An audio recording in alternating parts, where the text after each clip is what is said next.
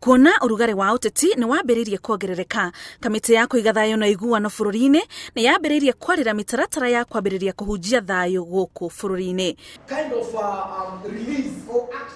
Kamiti ino irehete hamwe andiki a mohoro kuma kaunti ya Nandi na itanya ria kumathomithia umemerekia wa kuiga thayo na kwaga gucugira ngui kana rumena.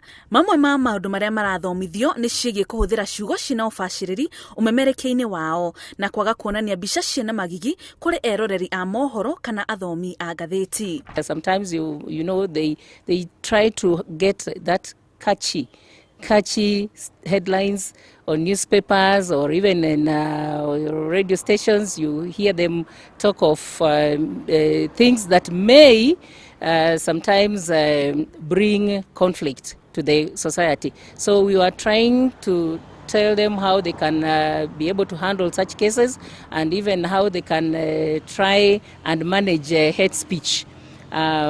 Makomishona aya a NTIC magititirithia bata wa kwambia kuhunjia thayo tene tukirora kuria bururi umite kuma hindi ya ngaiha cia mwaka wa 2007-2008.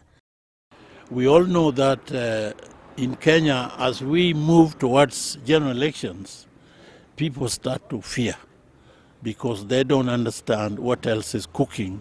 People are looking for power, in trying to catch power by causing other things that will not help peace to emanate or grow amongst our people.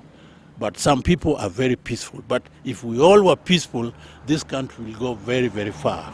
If we embrace... Ikundi giki kia andiki a mohoro ni kimwe tu gia ikundi ingi iria kamiti ino igukorwo ikirehe hamwe niguo gutigirira bururi ni wagacirithia thayo mbere, hindi na thutha wa githurano kia mwaka wa 2022. We are soon going to also meet the politicians.